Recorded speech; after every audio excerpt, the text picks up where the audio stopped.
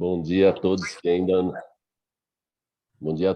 ainda não dei bom dia nesse domingo maravilhoso de um período importante da nossa fase nessa vida, nessa encarnação aqui na Terra. Eu espero que a mensagem deste livro possa aumentar ainda a nossa fé, nos imbuir mais da responsabilidade que Jesus confiou a todos nós. Em primeiro lugar, por estarmos encarnados neste momento, neste período, e por estarmos principalmente no Brasil. Que a preleção de hoje consiga tocar o coração de todos aqueles que ouvirem. Muito obrigado, um bom dia a todos.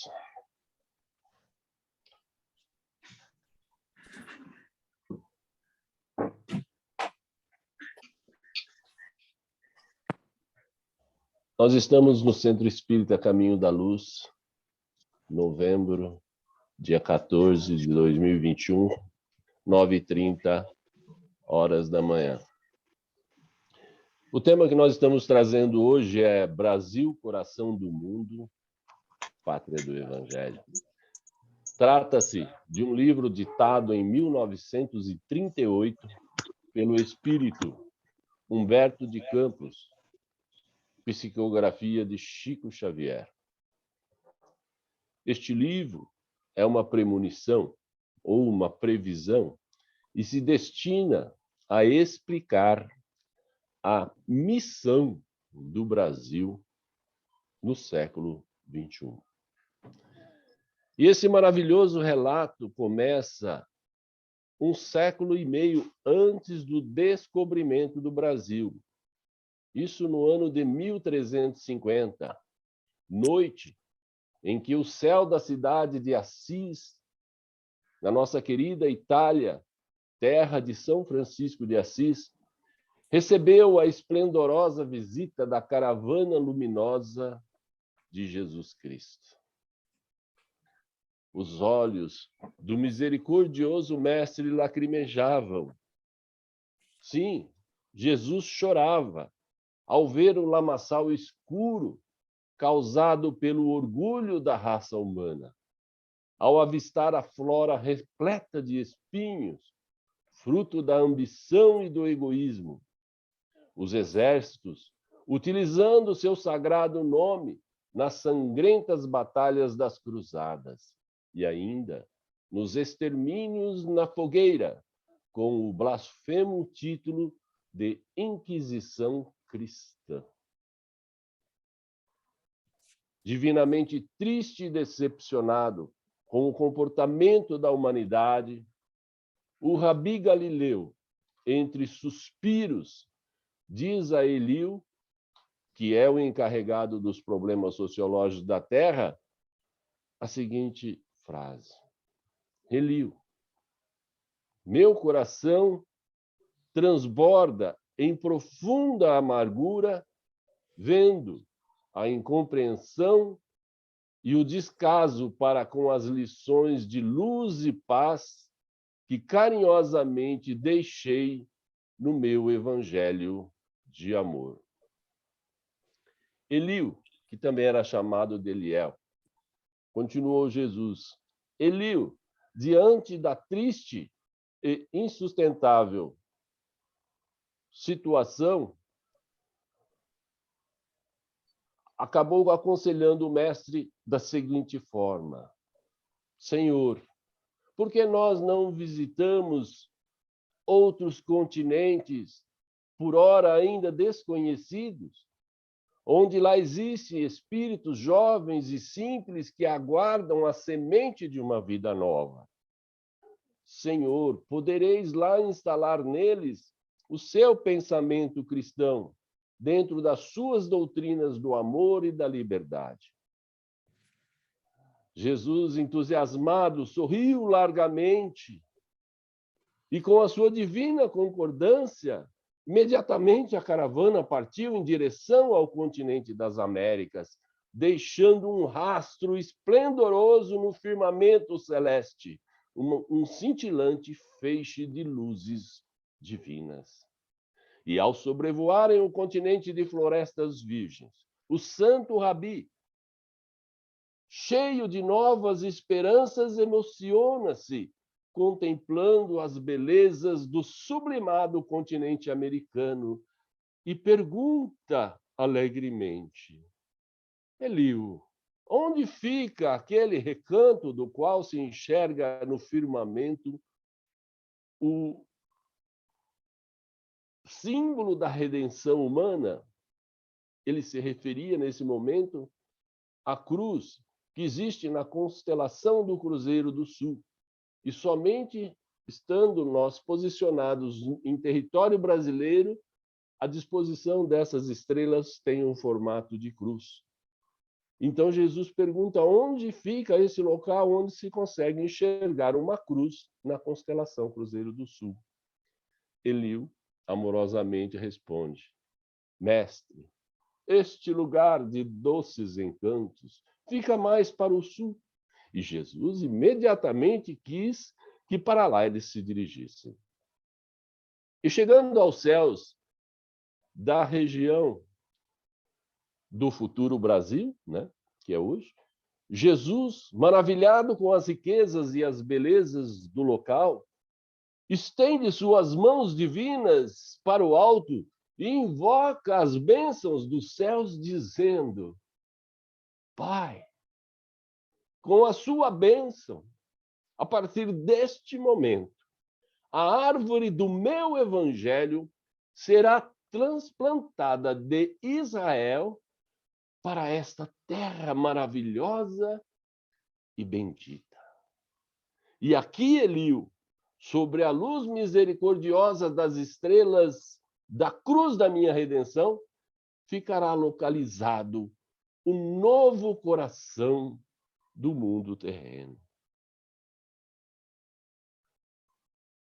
E assim, a pátria do Evangelho, que era anteriormente Jerusalém, em Israel, passou a ser o Brasil, a terra do Cruzeiro do Sul, antes do Brasil existir, como é hoje, lá pelos idos de 1350.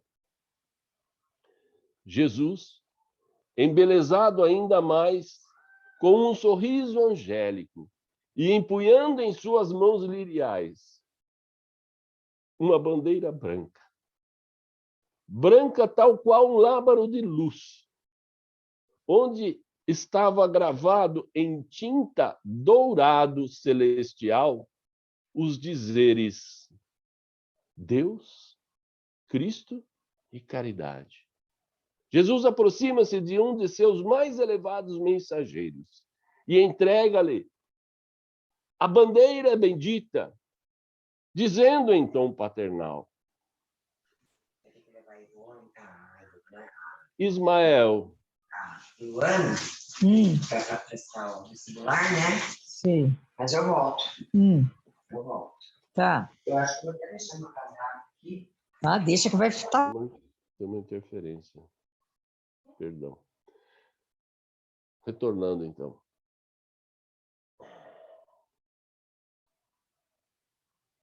Aproximando-se, então, de um de seus mais elevados mensageiros e entregando-lhe a bandeira bendita, Jesus lhe diz em tom paternal: Ismael, manda o meu coração que doravante tu sejas o zelador dos patrimônios imortais que constituem a terra do Cruzeiro. Receba esta terra nos teus braços, como eu já a recebi no meu coração, obedecendo às sagradas inspirações do nosso Divino Pai. Analisando bem esse trecho, nós estamos vendo que a decisão de mudar a árvore do Evangelho de Jerusalém para o Brasil veio de Deus, para Jesus. Deus intuiu Jesus a fazer isso, como bem está dito aqui. E ele continuou dizendo: reúna Ismael as incansáveis falanges do infinito, que cooperam nos ideais sacrossantos da minha doutrina e inicia desde já a construção da pátria do meu evangelho. Então, a partir daquele momento, estava dada a ordem para se construir um país planejado por Deus, por Jesus, e desenvolvido esse planejamento por Ismael como tutor do Brasil. Então, Ismael é o nosso anjo protetor. Eliu, que é o protetor social do planeta, imediatamente começou a trabalhar em conjunto com Ismael no projeto Brasil, Coração do Mundo.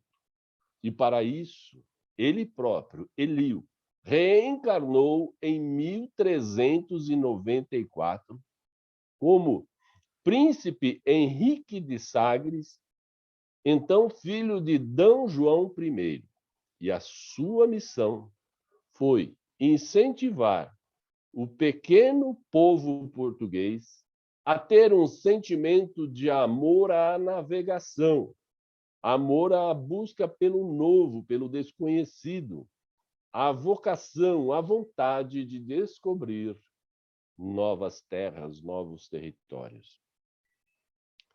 O príncipe de Sagres retornou ao plano espiritual por volta de 1460. E, novamente, como Eliu, em espírito, exerceu forte influência espiritual, intuindo assim o rei D. João II a fundar a Escola de Navegante de Sagres. E o pequeno país, Portugal, passou a ser uma das maiores potências na navegação marítima daquela época. Com isso, já em 1492, Cristóvão Colombo descobre a América, nas Bahamas. Em 1498, Vasco da Gama descobre o caminho das Índias. E, finalmente, em 1500, Pedro Álvares Cabral descobriu o Brasil. Eliu, o conhecido Henrique de Sagres, lá no alto, rejubila-se, festeja com as conquistas do povo português. E também se contenta com as bênçãos recebidas do alto, do céu. E, na sequência, o seu trabalho teve a vinda dos missionários para o Brasil. Ismael, o espírito protetor do Brasil, convocou uma assembleia de seus devotados colaboradores, onde lá ele disse: alguns de vocês reencarnarão em Lisboa e lá impedirão os avanços da malfadada Inquisição para que ela não chegue ao Brasil, enquanto que a maioria de vocês envergarão a batina missionária dos jesuítas no território sagrado. Quase todos se ofereceram como voluntários para serem os missionários. E entre eles podemos destacar os expoentes José de Anchieta e Manuel da Nóbrega. E começava a formação da raça. O Mestre Jesus, ao anunciar as bem-aventuranças, isso há 2000 anos atrás, já previa a formação de um povo herdeiro do reino de Deus. Primeiramente, foram os índios, que eram os mansos e os simples de coração. Depois, vieram os degredados, que eram os revolucionários, criminosos condenados, que chegavam ao Brasil sedentos de justiça divina. E mais tarde, vieram os nossos irmãozinhos escravos, como a expressão dos humildes e dos aflitos. Aí está a compreensão do que quis dizer Jesus ao formar que herdarão a terra os mansos, os sedentos de justiças, os humildes e os aflitos.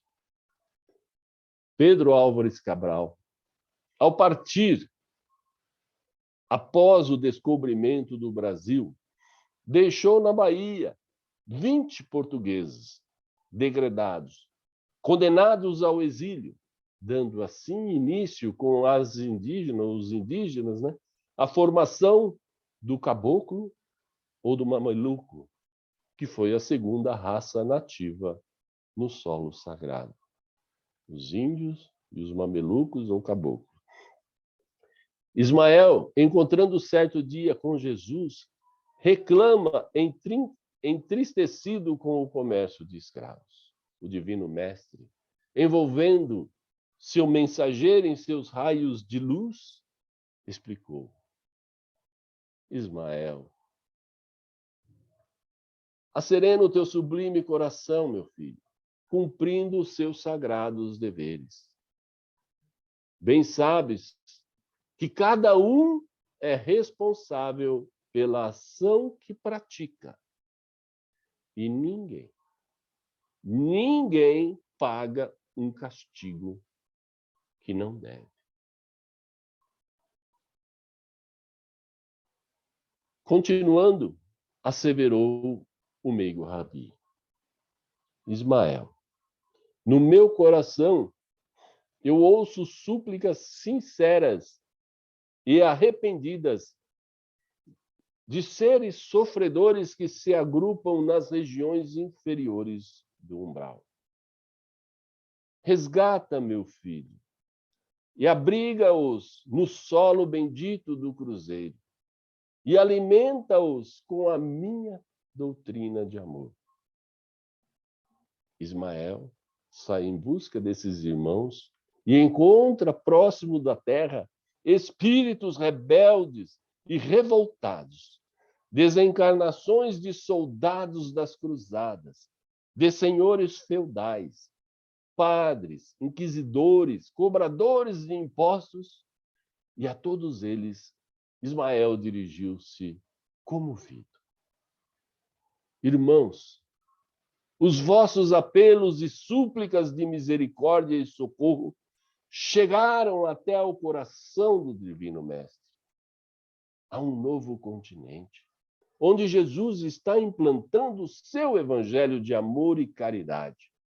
E esta pátria maravilhosa e generosa será a terra de promissão para todos os sofredores e infelizes. Jesus os convida. Jesus conclama a todos vocês para trabalhar na obra de Deus, nosso Senhor.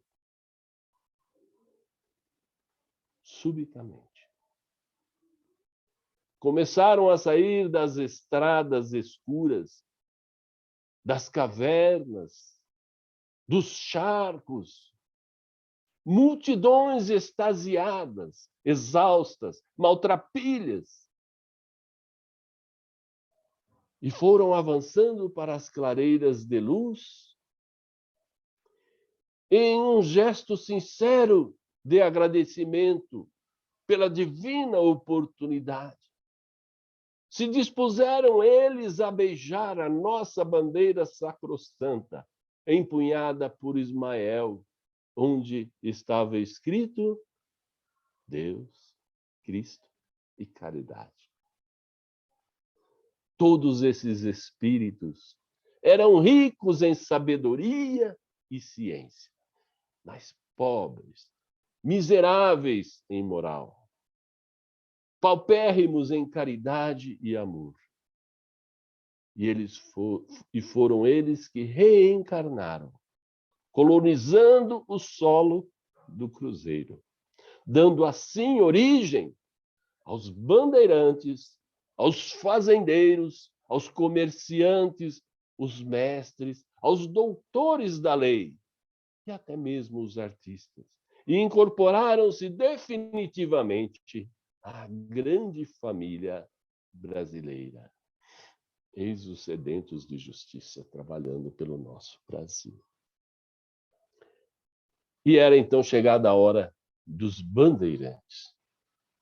E decidido a dar um novo impulso ao território escolhido como pátria do Evangelho, o laborioso Ismael, o mensageiro de Jesus, nosso protetor, reuniu em grandes círculos almas decididas e heróicas, dispostas à construção da grande obra e que necessitavam regressar à luta terrena em seu próprio benefício de expiação e resgate. Nesta assembleia, dentre outros, nós tínhamos Bartolomeu Bueno da Silva, o Caramuru, e Fernão Dias Pais Leme, o caçador de esmeralda.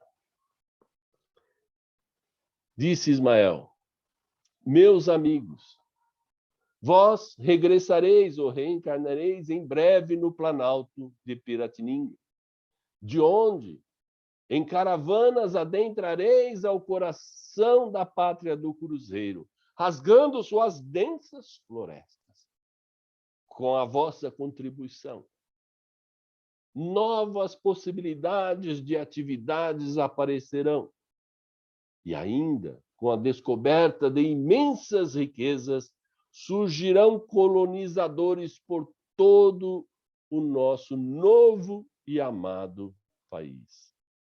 E você, Fernão Dias, será o chefe da expedição bandeirante mais difícil de todas, pois da tua coragem há de surgir um caminho novo para muitos espíritos. Atrás dos seus passos florescerão cidades valorosas e fazendas que produzirão o alimento necessário. E o caminho feito por Fernão Dias foi construído, virou uma rodovia conhecida hoje como Fernão Dias, que vai de São Paulo a Minas Gerais, até Belo Horizonte. Em seguida, tivemos a Inconfidência Mineira. No Brasil, em 1800, existiam muitos saques, explorações vexamosas, porque ainda éramos uma colônia de Portugal. E estavam no decadente reinado de Dona Maria I. A capitania de Minas Gerais era a que mais sentia e sofria as humilhações, o despotismo e a tirania. Os padres queriam todo o ouro das minas para construir suas suntuosas igrejas. Os agentes fiscais executavam altas taxas da corte, onde os parasitas da nobreza iam sugar as pensões fabulosas. Não muito diferente do que acontece hoje. Tomás Antônio Gonzaga, Cláudio Manuel da Costa e Joaquim José da Silva Xavier, conhecido como Tiradentes, idealizaram a República com seus símbolos e divulgaram as ideias libertárias. Mas foram traídos, denunciados e aprisionados. E a rainha Dona Maria I sentenciou os revolucionários com a pena de exílio, com exceção feita ao líder Tiradentes, o qual foi condenado à forca e o seu corpo foi inteirinho esquartejado e os seus pedaços foram espalhados pelos todos os recantos brasileiros, buscando amedrontar e inibir novas traições à coroa portuguesa. Tiradentes, lá no suplício da forca, corajosamente entrega sua alma a Deus, sendo, num plano espiritual, recebido por Ismael com a seguinte exclamação: irmão querido, resgatas hoje os delitos cruéis que cometeste quando ocupava em vida passada a nefasta função de inquisidor. Você será um símbolo de heroísmo patriótico por toda a posteridade. E nós tivemos a vinda da família real para o Brasil. Napoleão Bonaparte, imperador da França, invadiu Portugal. A família real, assustada e acuada, amedrontada, fugiu para o Brasil com toda a criadagem, com a guarda real e com toda a corte. A instalação do reino português em solo brasileiro no ano de 1808 trouxe inestimáveis benefícios ao nosso desenvolvimento econômico e cultural, como foi a abertura dos portos, a Academia da Marinha, a criação do Conselho Militar, a fundação do Banco do Brasil, da Escola de Medicina, a Escola de Belas Artes, a Biblioteca Real, a Imprensa Real e tantos outros benefícios. Mas, em seguida, com a queda de Napoleão, Dom João VI é obrigado a regressar e a reassumir o trono português, deixando na terra do Cruzeiro seu filho Dom Pedro I como príncipe regente. E, ao despedir-se dele, teve a seguinte fala: Pedro, se o Brasil se separar de Portugal, antes que o trono fique para ti, meu filho, do que para algum outro aventureiro. Algum tempo depois, os parlamentares portugueses enviaram uma frota de 1.200 soldados com a ordem terminante de repatriar ou levar de volta Dom Pedro I. O receio é que Dom Pedro, ao assumir o trono, que seria o herdeiro, né, de Portugal, pudesse unir novamente os dois países. Um abaixo-assinado com 8.000 assinaturas é levado no dia 9 de janeiro de 1822 até o príncipe regente.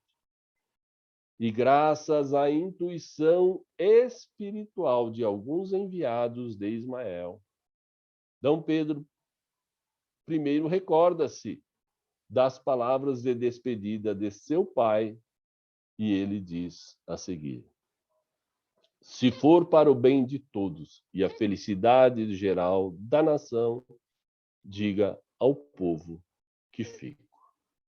Esse é o famoso dia do fico.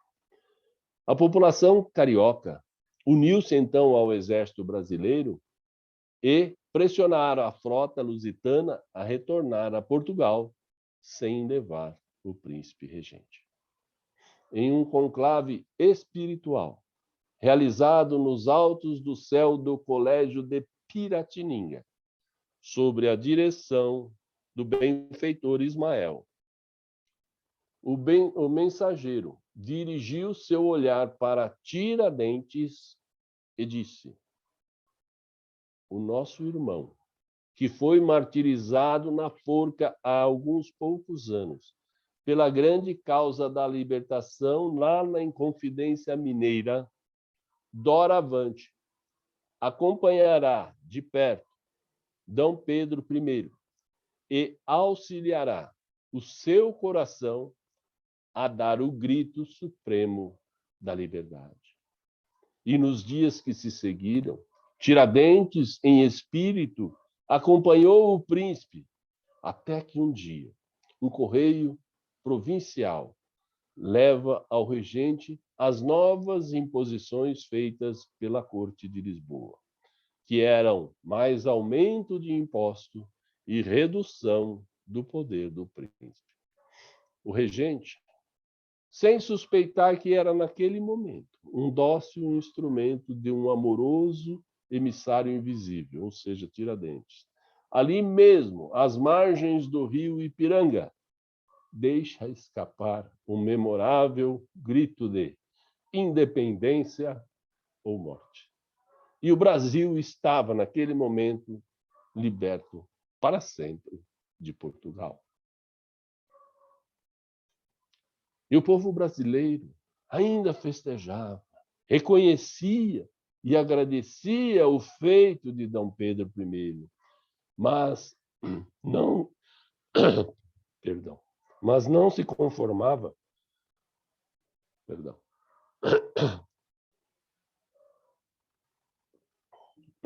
desculpem. O povo brasileiro ainda festejava. O povo brasileiro ainda festejava e reconhecia e agradecia o feito de Dom Pedro I, mas não tolerava a sua nacionalidade portuguesa pelo receio dele unir os dois povos novamente.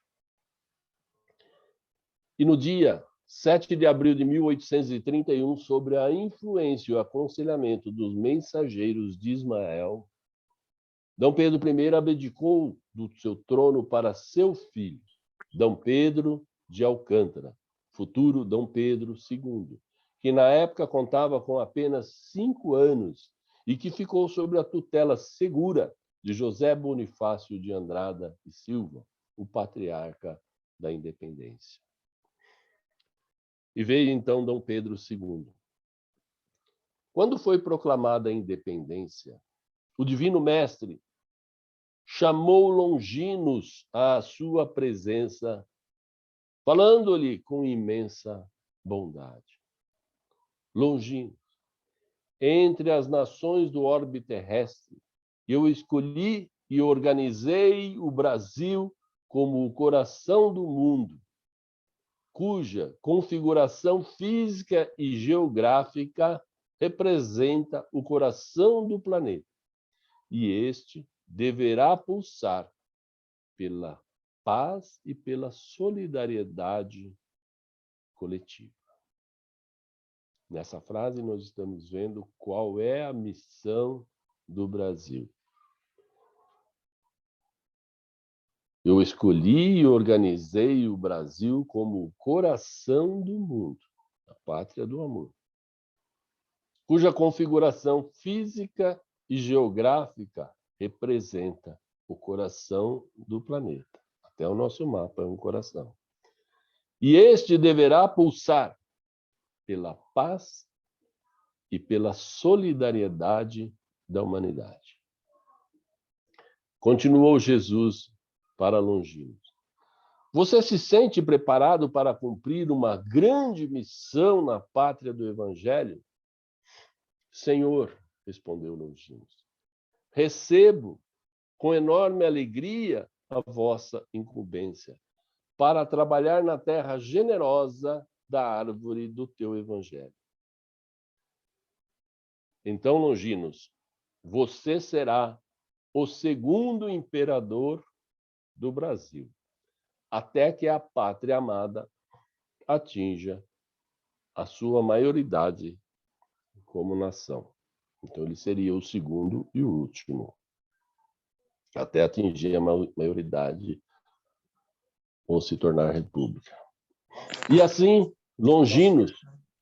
Eu tinha que fazer um garfo. O lado que ele fez menorzinho, deixei deitado, tijolo. O outro lado que eu achei de pé, a coisa bater aqui assim, ó. Você desligar o microfone. E assim, Longinos, cujo nome na língua grega significa lança, que foi o soldado que perfurou Jesus na cruz com a lança, reencarnou em 1825 como filho de Dom Pedro I e da princesa Leopoldina, para ser o grande e respeitado Dom Pedro II, o imperador do Brasil. O jovem imperador crescia com raciocínio maduro e as suas boas qualidades ornamentavam o seu maravilhoso caráter. O povo clamava e clamou constantemente pela declaração de maioridade. E no ano de 1841, quando contava com apenas 15 anos, foi coroado D. Pedro II, imperador do Brasil. Assistido que foi por muitos espíritos do bem no plano invisível e apoiado pelo general Duque de Caxias, o grande e jovem imperador conseguiu trazer grandes progressos e um reinado de paz ao Brasil. E veio a seguir a abolição dos escravos. Espíritos mentores das falanges de Ismael, como Castro Alves, Luiz da Gama, Visconde de Rio Branco, José do Patrocínio, inspiravam políticos, escritores e fazendeiros daquela época a alforriarem e a libertarem os seus escravos. Dom Pedro II, preocupado que ocorresse uma guerra civil, guerra essa entre escravagistas e abolicionistas, com um especial agrado, Dom Pedro apoiou sua filha, Princesa Isabel, a sancionar em 1871 a Lei do Ventre Livre. Os abolicionistas, no dia 13 de maio de 1888, apresentaram a então lei de abolição para a princesa Isabel, que naquele momento, intuída pelo próprio benfeitor Ismael, sanciona essa lei sem hesitar, com a nobreza e a serenidade, em ato de gratidão e reconhecimento aos escravos que construíram o grande patrimônio da nossa nação. E a seguir tivemos a proclamação da República. Após a abolição, crescia o idealismo republicano. Atendendo ao chamado do Divino Mestre, as falanges de Ismael ouvem uma mensagem do alto. Irmãos, a pátria do Evangelho atinge agora a sua maioridade coletiva. A proclamação da República Brasileira há de fazer-se sem nenhum derramamento de sangue. Profundas transições assinalarão a sua existência social e política. Profundas transições assinalarão a sua existência social e política. Doravante continuou: o Brasil político será entregue à sua própria vontade, sem interferências, para que sejam, então, responsáveis por suas escolhas e recebam os méritos de sua evolução e do seu progresso. E no dia 15 de novembro de 1889, o grande marechal Deodoro da Fonseca proclama no Rio de Janeiro a República dos Estados Unidos do Brasil, com o apoio e a influência de inteligências vigorosas como Benjamin Constant, Quintino Bocaiúva e Rui Barbosa. E naquela época era de praxe que o país indenizasse o seu rei e a sua realeza quando eles fossem depostos. Mesmo assim, D. Pedro II rejeita as altas somas que o Tesouro Nacional lhe ofereceu e pediu, como tesouro, somente um travesseiro de terra brasileira, para que no seu descanso final pudesse apoiar a sua cabeça no solo da pátria amada. Além das agitações ocasionadas pela Revolução Francesa, o século XIX ainda presenciou acontecimentos extraordinários, como o cumprimento da promessa de Jesus com a vinda do Consolador prometido, que é a doutrina espírita. Em uma assembleia presidida por Jesus, foi destacado um de seus grandes discípulos para a tarefa de compilar, organizar e catalogar os ensinamentos revelados pelo Consolador. Foi assim que, no dia 3 de outubro de 1804, na cidade de Lyon, na França, nasceu Allan Kardec, o codificador do Espiritismo. Mais adiante, em uma outra reunião, Ismael dirigiu-se a um de seus dedicados e fiéis discípulos, dizendo: Tu descerás ao solo sagrado dos nossos objetivos e concentrarás seus esforços arregimentando todos os elementos dispersos, a fim de podermos criar na pátria amada o nosso núcleo de atividades dentro dos elevados propósitos de reforma e regeneração da Terra.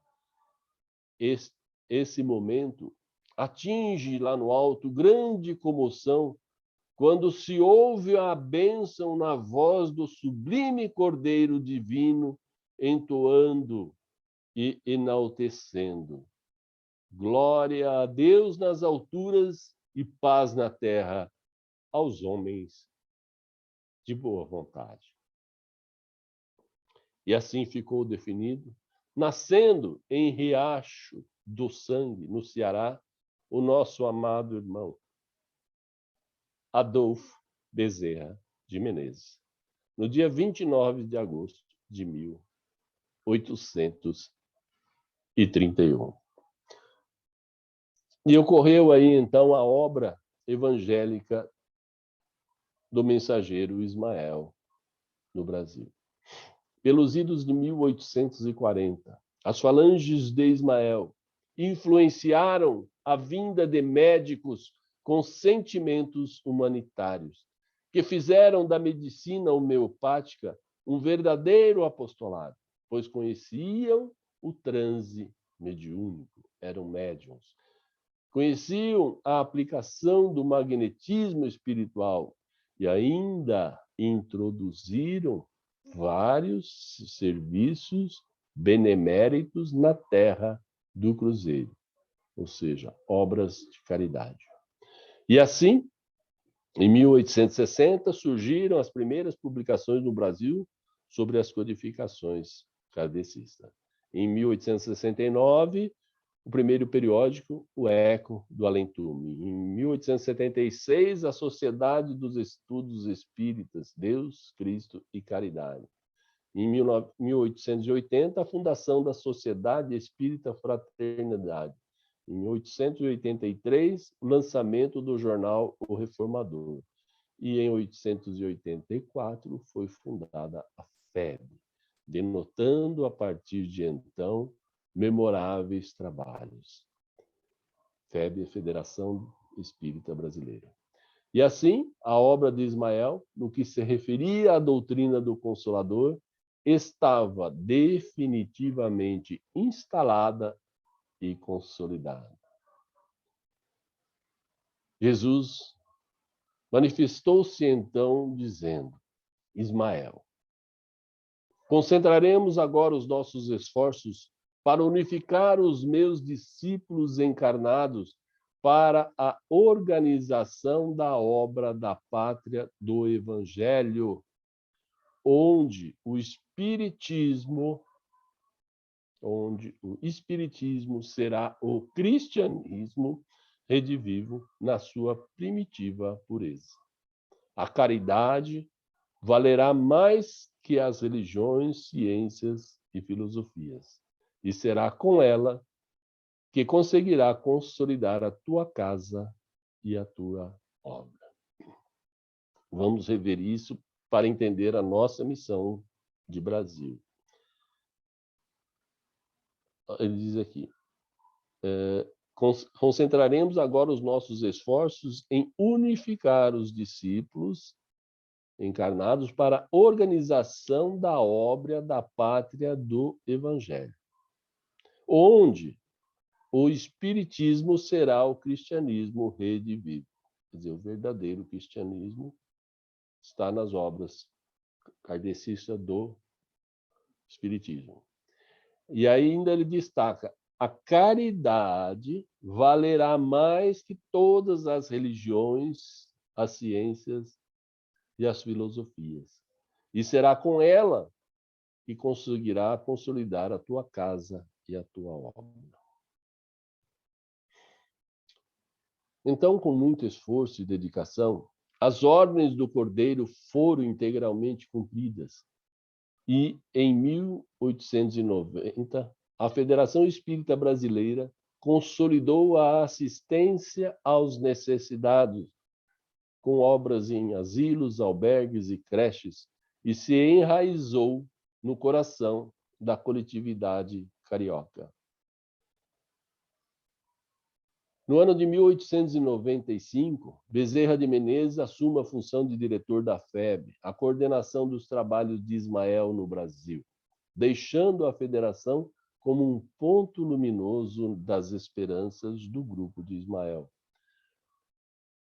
Nos dias de hoje, o Brasil está cheio de ideologias novas e cabe aos bons operários do Evangelho cristão concentrar suas atividades no esclarecimento das almas e na educação dos espíritos. Todas as formas políticas sociais da humanidade, por mais elevadas que pareçam, são perecíveis e transitórias.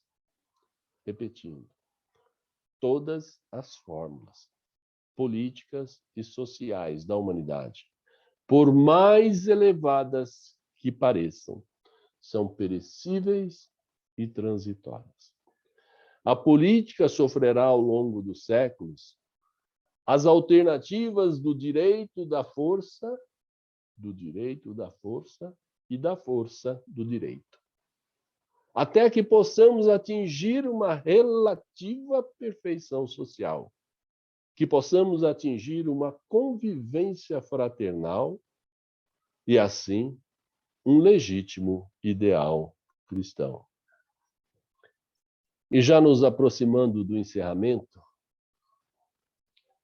agora que todos ouviram a história, conhecendo essa grande verdade, essa premonição de Jesus, e cientes da nossa responsabilidade como brasileiros, neste glorioso destino da nossa nação, eu conclamo a vós que todos nós supliquemos a Jesus a derramar seu sublime amor, orvalhando sobre nós imunizantes divinos, cobrindo os vermes dos nossos vícios e defeitos, nos saneando e nos preparando para a nobre tarefa que deveremos cumprir. A terra, inicialmente prometida por Deus, foi Israel. A promessa atual é o Brasil. Mas a verdadeira terra prometida é aquela a qual nós consigamos vivenciar com o Evangelho de Jesus Cristo em nosso coração.